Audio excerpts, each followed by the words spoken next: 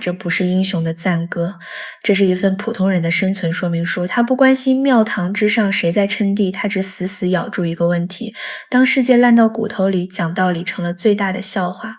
一个只想安稳度日的老实人，要吞下多少根针，心脏要停跳多少次，才会彻底掐灭心里那盏当顺民的灯，转而用颤抖的手握紧一把生锈的刀。故事要从北宋末年说起，那是一个极度分裂的荒诞时代。画卷上的汴梁城繁华的刺眼，车水马龙，店铺林立，仿佛是文明史上最璀璨的明珠。可在这层华丽锦袍的遮蔽下，王朝的内脏早就被蛀空了，糜烂的臭气熏天。这本书的开篇极其讽刺，它不讲那些生来就长着反骨的英雄，而是耗费笔墨去刻画一个无赖的腾飞之路。这个无赖原本只是街头巷尾的一个泼皮混混，除了踢得一脚好球，几乎一无是处。可偏偏就是这脚花哨的球技，让他撞上了大运。他被当时还是端王，后来成为徽宗的赵佶一眼相中，仅仅因为能在球场上把皇帝哄得心花怒放，再加上一双善于察言观色的势利眼，这个混混竟然像坐了火箭一般，直接冲上了太尉的宝座，甚至掌管了80万禁军。这不是简单的逆袭，这是一记砸向所有老实人的重锤。他奠定了全书的底色，这是一个从上到下彻底烂掉的世道。当最高权力的选拔标准不再是才华与品德，而是谁能像个小丑一样陪皇帝玩乐时，社会赖以运转的政治与公平就开始像雪崩一样坍塌。在这样一个让人透不过气的背景下，一个最让人心碎的身影浮现了出来。林冲他之所以让人心痛，是因为在他身上，我们每个人都仿佛照见了自己的模样。他不是那种天生就该在刀口舔血的人，他不像那些一出生就渴望砸烂一切的破坏狂，他也不像那些路见不平就立刻血脉疯张，哪怕丢掉性命也要管闲事的豪侠。林冲是一个标准的中产阶层，他是80万禁军的武术教官，有着一身让人羡慕的好武艺。他在体制内拥有一份极其体面的工作，身边还依偎着一位美丽温柔的娇妻。他对生活最大的奢望不过是守着老婆孩子，在热炕头上平平安安度过一生。他对这个正在腐朽的王朝没有丝毫的野心，甚至谈不上什么恨意。从某种意义上说，他是这个体制最忠实的维护者。可命运那双残忍的手，偏偏就要挑选这个最安分守己的良民来开刀。起因是一场偶然到不能再偶然的邂逅。那天林冲陪着妻子去庙里烧香还愿，就在他离开片刻的间隙，高俅的干儿子高衙内如同鬼魅般出现了。他看上了林冲的妻子，竟敢在大庭广众之下动手调戏。当林冲闻讯火急火燎赶来时，他的拳头已经高高举起，全身的肌肉都绷紧了。可就在那一刹那，他看清了对方的脸，那是他顶头上司高太尉的宝贝儿子。他的拳头在那一刻仿佛被抽去了所有力量，软绵绵地松开了。请你一定要记住这个令人窒息的动作，这就是林冲性格悲剧的死穴。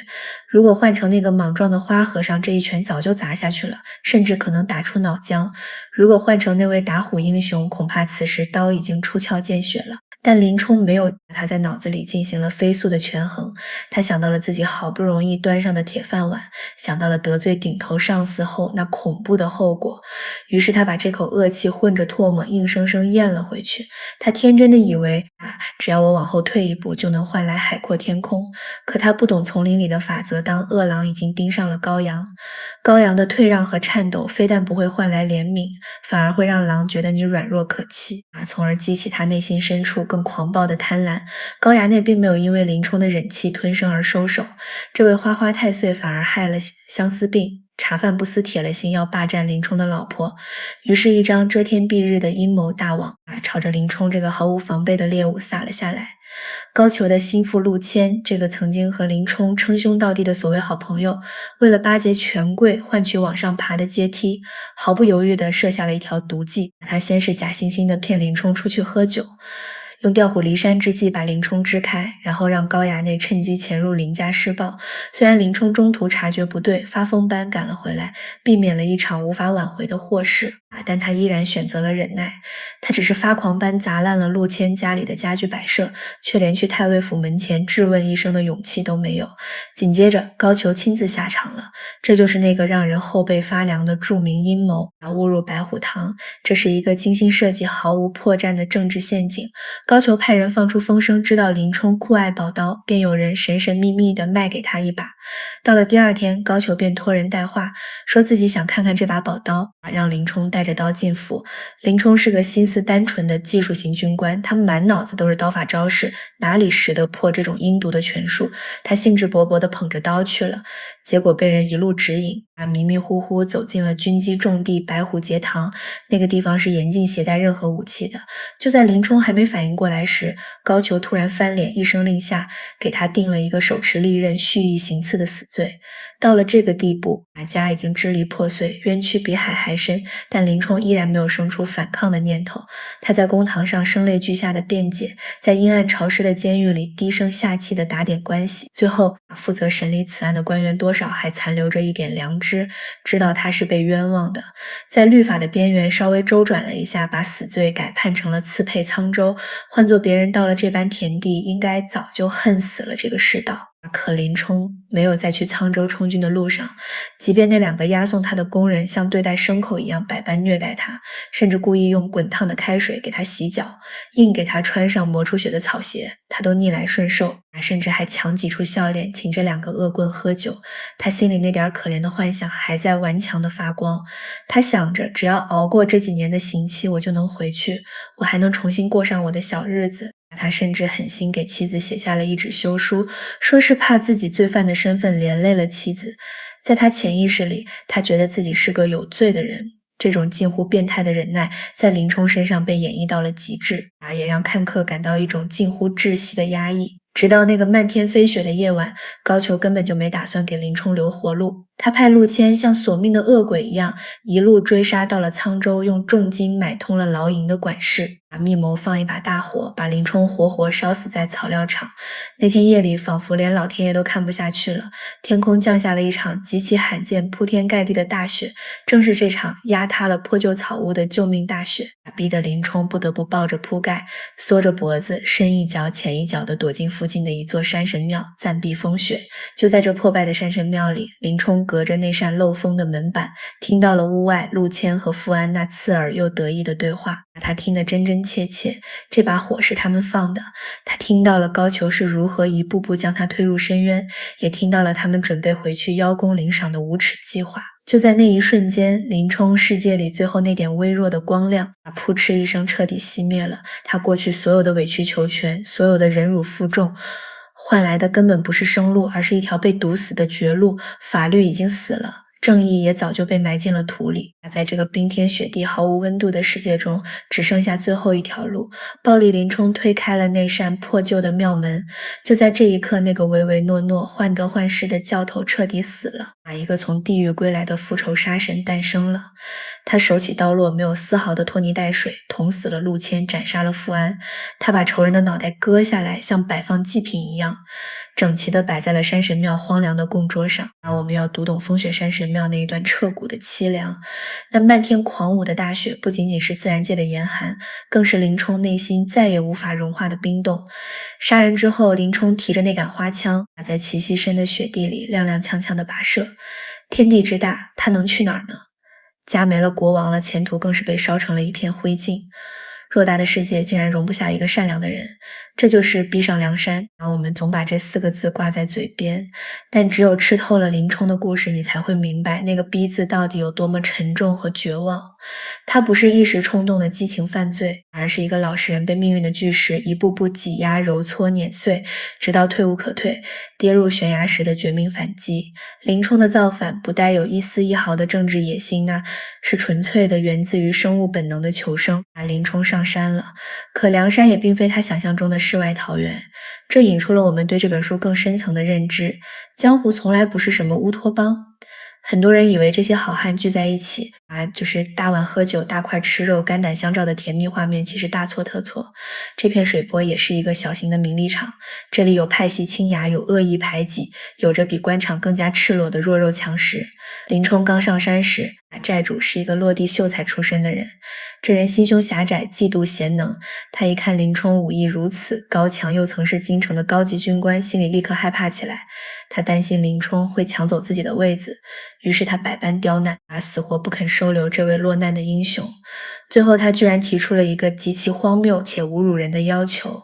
他让林冲到山下去杀一个无辜的路人，拿那颗无辜的人头作为见面礼，才能让他入伙。你看，这是一个多么巨大的讽刺！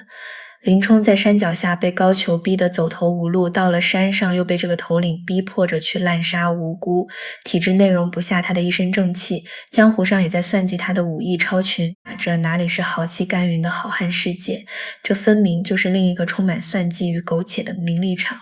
就在林冲左右为难，在山下埋伏了3天也没等到倒霉鬼的时候，另一个极其重要的人物闯了进来。如果说林冲是一座被冰封的压抑火山，那这个人就是一团肆无忌惮见谁烧谁的野火。他的身世和林冲相似，也是名门之后祖上曾是威震敌国的将军，他也曾想在体制内混个一官半职，重振家族雄风。可他比林冲还要倒霉，或者说他那糟糕的性格注定让他要走一条更加坎坷的命运。林冲是遇见了坏人，而他则是撞上了逃不掉的坏运气。此时我们必须要把目光投向另一位真正的狠角色，一位真正把江湖义气融进骨髓活成信仰的人，花和尚鲁智深。鲁智深本来在边疆的经略府当着提辖，日子过得逍遥自在可他却为了一个素不相识被地头蛇欺压的弱女子，仅仅因为听见了她的哭泣，问清了冤情，他就敢去把那个号称镇关西的恶霸揍得满地找牙。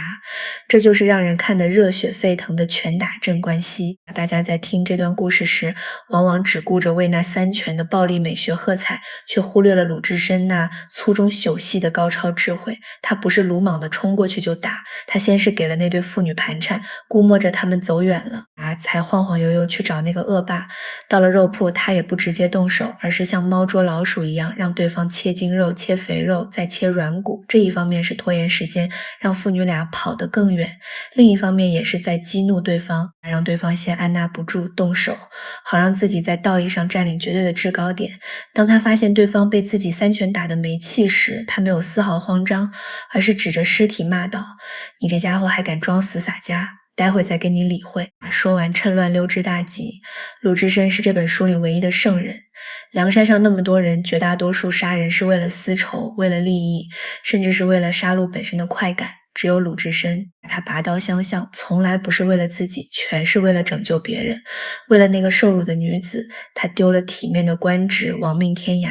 为了另一个被强抢的民女，他假扮新娘在桃花村的洞房里暴打了那个小霸王。为了他的好兄弟林冲，他更是在荒无人烟的野猪林里上演了最动人的一幕。当那2个工人举起水火棍，正准备结果林冲性命的时候，一棵粗壮的松树后面猛然飞出一条混铁打造的禅杖，把鲁智深跳将出来。他开口的第一句话不是怒骂那2个恶徒，而是带着哭腔对着林冲大喊：“兄弟，俺想死你了！”这句话道尽了江湖义气那最高的境界。林冲这一路受尽了折磨，没有人关心他的死活，只有这个仅仅和他喝过几顿酒的胖大和尚。不远千里，风餐露宿，一路在暗中默默守护。鲁智深的出现是对林冲那个冰冷绝望的内心世界一次巨大的温暖救赎。可鲁智深救得了林冲的命，却救不了那颗早已被驯服的心。林冲骨子里还是想回到体制里去。他在这2位工人面前无意中说漏了嘴，暴露了鲁智深的身份，这直接导致鲁智深在相国寺也待不下去了，只能再次亡命天涯。随着鲁智深这些人的流落，书里的故事开始像滚雪球一样，把越来越多的英雄好汉卷了进来。而这一切的背后，似乎有一双看不见的巨手在推动。这双手叫做劫富济贫，也叫做替天行道。但真正把这4个字从一句口号变成一面大旗，把散落在各地的草莽力量整合成一股强大政治势力的，不是武艺高强的林冲，也不是行侠仗义的鲁智深，而是一个看起来手无缚鸡之力，又黑又矮的胖子。这个人就是宋江。宋江的出场和所有好汉都不一样，他没有惊天动地的绝世武功，长得也不像英雄好汉，但他拥有一项全书最强的必杀技，那就是仗义疏财。如果说鲁智深的义气是路见不平一声吼的物理超度，那宋江的义气就是无处不在的及时雨。你缺钱了，他毫不吝啬给你钱；你犯事逃命，他冒着杀头的风险给你通风报信。宋江在县里当小吏的时候，就是一个黑白两道通吃的人物。他利用职务之便，私下放走了劫取不义之财的一伙人。这件事直接决定了后来梁山的雏形和基本班底。但我们必须深入剖析宋江这个人的复杂性。很多人非常讨厌他，觉得他满脸虚伪，满脑子都是被招安，是个彻头彻尾的投降派。但如果我们站在那个时代的局限性去审视，就会发现宋江是一个极具政治远见，但内心也极度矛盾痛苦的人。宋江是这批人里极少拥有顶层设计思维的人。其他好汉想的是今朝有酒今朝醉，快活一天算一天，只有宋江一直在痛苦地思考那个终极问题：我们这群杀人放火对抗朝廷的强盗，最后的结局到底该怎么收场？他非常清楚，以乌合之众去对抗庞大的国家机器是绝对没有出路的，落草为寇只能逞一时的威风，绝不可能长久。所以他把接受招安看作是给兄弟们洗白身份，重新回归社会风气因子的唯一出路。为了这个坚定不移的目标，他开始了一系列令人眼花缭乱的政治操作。宋江上梁山后做的第一件惊天大事就是重新排座次，这绝不是简单的按年龄或者按武力值排座，这是一场极其精密暗藏杀机的权力再分配。仔细看那份后来从天而降的石碣碑文上刻着的108将排名，你会发现一个令人脊背发凉的真相。排在核心决策层的，除了宋江和几位绝对的心腹，剩下的几乎全部是前朝廷的相将而当年那些真正出身底层草莽，最早跟着前任寨主拼死造反的元老们，排名都被不动声色地挤到了后排。这说明了什么？这说明宋江在刻意抬高体制内出身的人，刻意压制草根出身的势力。因为他非常清楚，将来要谈判要接受招安，这些前朝廷军官才是朝廷看得上眼的筹码，那些纯粹的泥腿子强盗在朝廷眼里根本一文不值，只配做炮灰。在这个过程中，宋江展露了他性格中最阴暗的一面。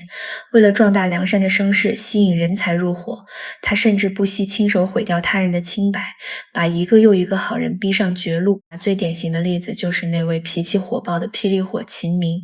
秦明原本是朝廷的统治官，是个性格刚烈但忠心耿耿的职业军人。宋江为了逼他入伙，竟派出士兵穿着秦明的铠甲，拿着他的兵器，假扮成他的队伍去攻城杀人，焚烧村落。这导致城里的长官误以为秦明已经反叛，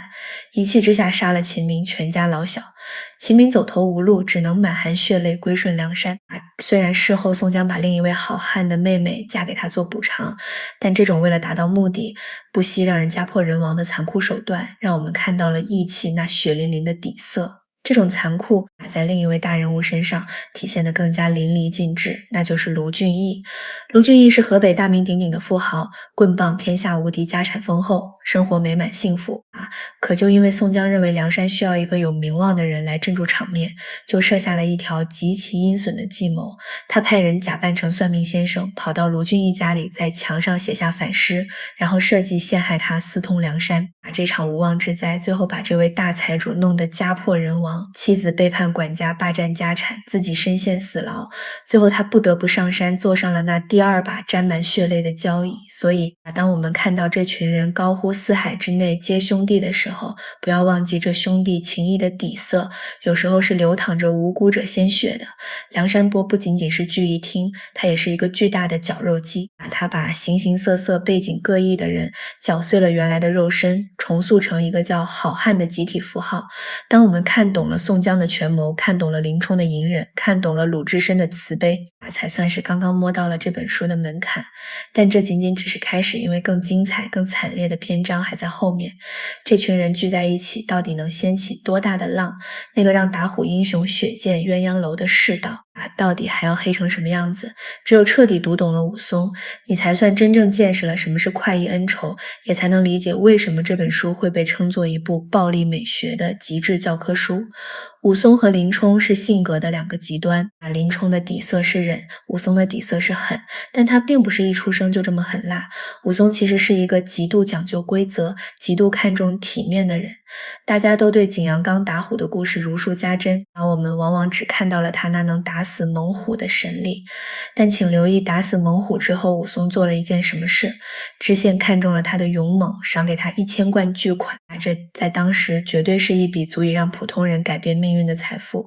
武松是怎么处理的？他分文没留，全部分给了那些平日里饱受虎患、受苦受累的猎户们。他说：“我打死这只大虫，纯粹是侥幸。猎户们为了他受了太多苦，这钱理应给他们。”就这么一件小事，你就能看出武松这个人的格局。他仗义疏财，极有分寸。此时的武松对体制充满了孩童般的向往和敬意，把他当上了阳谷县的都头，相当于县里的刑警大队长。他穿上那套威风凛凛的制服，觉得自己终于光宗耀祖了。可当他发现老实本分的哥哥被嫂子和奸夫合伙毒死之后，他首先做的不是像疯子一样拔刀乱砍，他做的第一件事是搜集证据。这是一个极其惊人且充满了讽刺意味的细节。武松是这本书里法律意识最强的人之一，他找到了验尸的仵作，拿到了那2块已经发黑的毒骨头作为物证，他又找来了当时卖梨的运哥作为人证。然后他带着这些铁证如山，整整齐齐地去县衙击鼓鸣冤，他无比相信官府会给他一个公道。然而现实狠狠给了他一记响亮的耳光。县太爷早就收了西门庆送来的白花花银子，他非但不立案，还把武松狠狠训斥了一顿，说他无凭无据，不要听信市井谣言。就在那一刻，把武松心中的法治殿堂轰然倒塌。他终于悲哀地明白，在这个世道，杀人偿命这种天经地义的道理是有钱人说了算的。既然法律这道光已经灭了，那我就自己来主持公道。既然这官府的金堂木判不了案，那我手里这把钢刀就是判官。接下来发生的事就是让人热血沸腾的狮子楼斗杀西门庆。但这还不是武松最可怕的时候。此时他杀潘金莲、杀西门庆，动机还是为了报杀兄之仇，这还属于私利救济的范畴。武松真正从一个人走向一个魔的转折点是在孟州，是在那个让人闻风丧胆的鸳鸯楼。如果说林冲的风雪山神庙是压抑悲剧的极致，那么武松的血溅鸳鸯楼就是把暴力宣泄推向了极致。武松被发配到孟州后，再一次试图做个安分守己的良民。他帮助施恩夺回快活林酒店，这本质上是在帮监狱长的大公子去抢地盘，是介入了黑帮之间的火拼。但他不管这些，他只知道施恩对他好，敬重他，他就要报恩，这是他的江湖逻辑。可这种义气再次把他推向了无底深渊。当地的张都监是一位高级军官，他假惺惺地赏识武松，把他请进府里奉为上宾，好酒好肉的招待，甚至在中秋夜宴上当众承诺要把身边那个貌美如花的丫鬟玉兰许配给他。武松这个从小孤苦伶仃的汉子，他竟然天真的相信了。他再次感受到了久违的家庭温暖，他以为自己的漂泊生涯终于要结束了，以为自己终于要有个老婆了。可就在那个月圆之夜，张都监突然变脸，设下圈套，栽赃武松盗窃财物。武松再次被投入死囚牢。在飞云浦，当武松带着沉重的枷锁在桥上干脆利落地杀死了那4个准备要他命的杀手时，他终于彻底觉醒了。他意识到只要张都监这帮高高在上的恶人还活着，自己就永远没有活路。于是他提着那把卷了刃的刀，像从地狱归来的修罗一样原路杀了回去。他回到了张都监府邸的鸳鸯楼。这一段描写把作者写得冷酷到了极点。武松彻底杀红了眼，他不仅杀死了张都监、蒋门神这3个罪魁祸首，还把府里上上下下，连同那个曾经在月夜唱曲让他心动的玉兰，甚至还有那些毫不知情的丫鬟仆人，一共15口人全部杀光，一个不留。在杀完人后，他看着满墙的血迹，用死人的衣袍蘸着鲜血，在粉墙上写下了8个大字：杀人者。打虎武松，也这8个字不仅是对官府的极致挑衅，更是一种与过去那个渴望守法、渴望安稳的自己的彻底决裂。那个想当警察、想过平凡日子的武松彻底死了。从此以后，这世上只剩下一个冷面行者，一个不再相信任何温情脉脉的规则，只相信自己手中借刀的杀神。为什么武松要滥杀无辜？为什么连那些低微的仆从都不放过？这就是这本书不想掩盖也无需掩盖的残酷真相。在极致的社会压迫下，反抗者的灵魂也会随之被扭曲。武松的逻辑变得非常直接，除恶务尽，斩草除根。既然你们都是一伙的既然这世界不给我半点活路，那我就把你们杀个干干净净。这种暴力读起来让人痛快，因为那些恶人得到了应有的报应。但也让人背脊发凉，因为在那一刻，把武松作为人的那部分善良和底线，也连同仇人一起被毁灭了。讲到这里，我们必须撕开江湖的另一层遮羞布，去看看草莽社会里那赤裸裸的恶。刚才我们看到了庙堂之上的黑暗，现在我们要直面江湖之中同样可怖的野蛮。武松在逃亡路上路过了一个叫十字坡的地方，那里流传着一句让人毛骨悚然的顺口溜：大树十字坡，客人谁敢过？肥的切做馒头馅儿，瘦的却把去填河。这家黑店的老板娘就是那个名声响当当的母夜叉孙二娘。很多人一提到孙二娘就觉得她是女中豪杰，泼辣豪爽。但请冷静地想一想，她干的是什么营生？她干的是杀人越货、卖人肉包子的勾当。而且她杀的不是什么贪官污吏，全是在路边歇脚的普通客商和无辜百姓。在这片水泊的江湖里，像十字坡这样的黑店遍地都是。揭阳岭上卖人肉醒酒汤的，浔阳江上专门请人吃馄饨和板刀面的，还有那些在庄子里动不动就取人心肝做醒酒汤的恶霸，这些人都被冠以好汉的头衔，可他们本质上就是当地的土皇帝，是黑恶势力，他们欺行霸市，草菅人命，视人命如草芥。这就是这本书最深刻也最不留情面的一点，他没有把底层社会美化成纯洁无瑕的受害者。当上层的统治秩序彻底崩坏时，底层并不会自动变得团结和美好，反而会滋生出一套更加野蛮、更加血腥、更加赤裸裸的丛林生存法则。在一个吃人的黑暗社会里，为了自己不被强者吃掉，很多原本善良的人最终选择了把自己也变成一个吃人的怪物。当我们把目光从个体的恩怨情仇移向梁山伯这个大集体时，就会发现这种野蛮生长的江湖势力与上层那种精明算计的政治权谋最终像两条毒蛇一样缠绕在了一起。随着108位将领聚齐，梁山伯进入了全盛时期。他们大败朝廷军队，连那些权倾朝野的大太监率领的征讨大军都被他们打得落花流水。他们看似风光无限，好不快活，但这盛世繁华的假象背后，却藏着一个随时都会爆发的巨大危机。这个危机就是那个绕不开的字——招安。对于招安这件事，梁山内部的分裂程度超乎想象。宋江是铁了心要招安的，他的理由听起来大义凛然。他说：“我们不能当一辈子的草寇，我们必须为国家出力，必须博一个风气因子，将来史书上也能留个好名声。”这是典型的儒家士大夫思维。但是以武松、李逵、鲁智深为代表的反招安派，他们的反对理由也同样简单粗暴。在那次著名的重阳节赏菊大会上，宋江趁着酒兴做了一首《满江红》。当他唱到希望天王早日降旨招安时，武松第一个拍桌子跳了起来。他铁青着脸说：“今天也要招安，明天也要招安，把弟兄们的心都冷了。”李逵更是暴跳如雷，一脚把桌子踢翻，大骂道：“招安招安，招甚鸟安！”武松为什么如此激烈的反对？因为他早就把朝廷那套把戏看透了，他在体制里混过，他太清楚那帮官僚的丑陋嘴脸了。他和朝廷之间隔着血海深仇，他比谁都明白，投降过去只有死路一条。李逵为什么反对他的想法最纯粹？他觉得现在大碗喝酒大块吃肉的日子太快活了，为什么要去受那些鸟官的窝囊气？鲁智深为什么反对？因为他早已看破了名利和红尘的虚妄，他知道那些功名不过是过眼云烟，可惜胳膊终究拧不过大腿。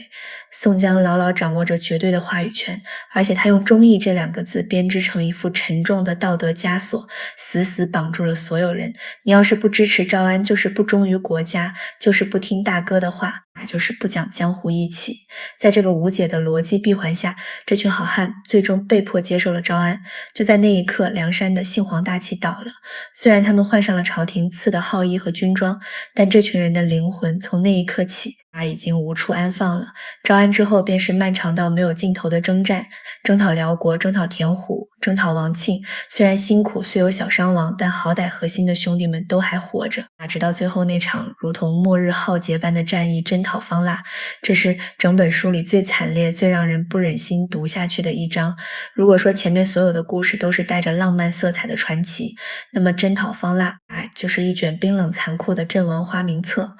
方腊也是一股庞大的起义军，从某种意义上说，梁山去打方腊就是强盗去打强盗，这是朝廷惯用的以毒攻毒之计。在这场如同绞肉机般的惨烈战争里，那些曾经活蹦乱跳、性格各异的面孔开始一个接一个地消失在硝烟和血泊中。最先战死的梁山正将是那个外号云里金刚的大个子，虽然他的武功不高，但他是梁山上最早的元老。紧接着死神如同疯了一般，疯狂地点着那些熟悉的名字。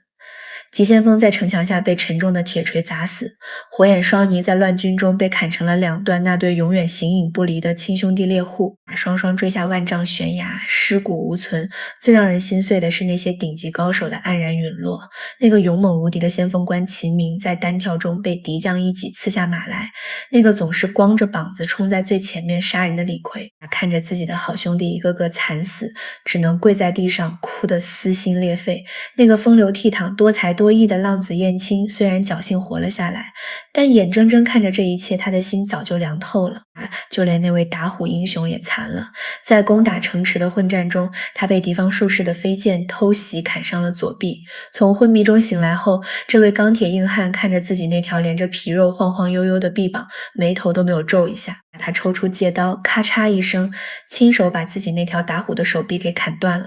这一刀斩断的不仅仅是一截肢体，更是他与这个红尘俗世最后的肉体羁绊。此时的武松成了一个独臂的废人，但也终于在这一刻成了一个彻底了悟的觉悟者。这场浩劫般的战役结束了108位天罡地煞，只有寥寥27人活着回来，2/3的好兄弟都把性命丢在了江南那片潮湿泥泞的土地里，再也回不来了。但这还不是最悲惨的，最让人感到悲哀和讽刺的是，他们付出了如此惨绝人寰的巨大代价，最后换来了什么？朝廷的封赏终于姗姗来迟，宋江被册封为安抚使，其他幸存的人也都分到了大大小小的一官半职。乍一看，宋江那封七英子光宗耀祖的理想好像终于实现了，可朝廷真的会放过这群曾经造过反的人吗？答案当然是否定的，这就是封建时代权谋术里最阴险毒辣的地方，狡兔死，走狗烹飞鸟尽，良弓藏。以高俅为首的那些朝廷奸臣怎么可能容忍宋江这个曾经让他们闻风丧胆的草寇活在世上？他们派人送来了一壶御赐的美酒，宋江毫无防备，或者说他早就料到了会有这么一天，他心怀感激地喝了下去。等他感觉腹中如刀绞般剧痛，意识到酒里有剧毒时，他做出了一个让人毛骨悚然的决定。他想到了自己那个傻兄弟李逵，他怕自己死后李逵会按捺不住，再次扯旗造反，坏了他一生都在维护的忠义之名。于是他派人快马加鞭把李逵叫到自己身边，然后骗着那个对他毫无戒备的憨直汉子也喝下了那壶毒酒。当李逵知道真相后，这个平日里杀人不眨眼的魔头竟然流露出了他这一生中最温柔也最令人心酸的愚忠。他流着眼泪说，罢了罢了，活着的时候服侍哥哥，死了以后也只做哥哥部下的一个小鬼。宋江毒死李逵是这本书争议最大的一处描写，有人说这是宋江为了保全梁山整体名节的大仁大义，但更多现代读者看来，这是宋江人性中最为自私最为冷血的一刻。为了自己心里那座虚幻的忠义牌坊，他毫不留情地剥夺了自己最好兄弟生存的权利。至此，梁山好汉的故事在一片无尽的凄凉与绝望中缓缓落下了帷幕。然而，在这片伸手不见五指的黑暗里，作者还是为我们留下了一丝温暖的亮色，一个真正超越了生死，得到了大解脱的结局。这个结局属于鲁智深。征讨方腊结束后，把鲁智深留在了杭州的六合寺驻扎休养。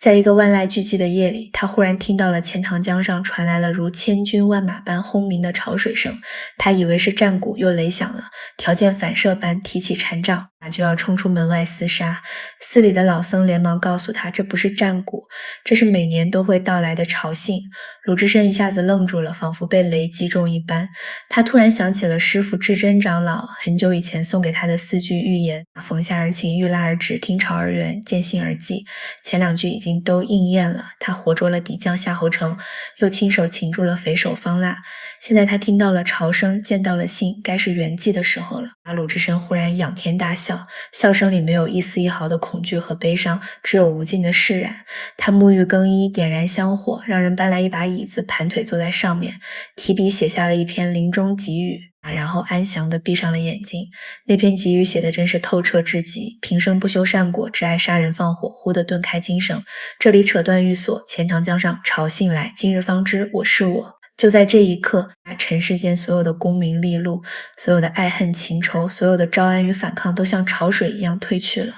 鲁智深这个一生都在打抱不平，一生都在救苦救难的胖大和尚，成了这本书里唯一一个获得了真正大自在、大解脱的人。回顾整部鸿篇巨制，它不仅仅是一本关于打打杀杀的书，它是一面高高悬起的照妖镜。在这面镜子里，我们清晰地看到了权力的傲慢是如何将良民逼成恶棍，看到了法律的缺席是如何让社会退化成血腥的丛林。我们也看到了在那个身不由己的乱世里，一群身处底层的卑微个体是如何用滚烫的热血和不屈的生命去狠狠撞击那堵冰冷又坚硬的南墙。虽然他们最后几乎全军覆没，失败了，但那股路见不平一声吼的精气神，那个八方共御、一心一家的理想主义光辉，却如同烧不尽的野火，穿透了千年的时光，至今依然在我们的血脉里奔流。这就是为什么我们要一遍又一遍地回味这个故事不是为了去学怎么打架斗殴，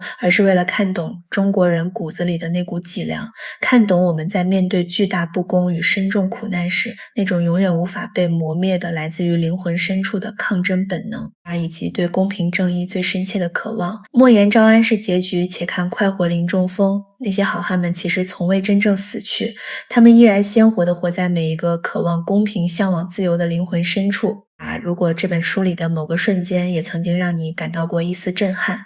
那就轻轻点个关注吧。我们下期再见。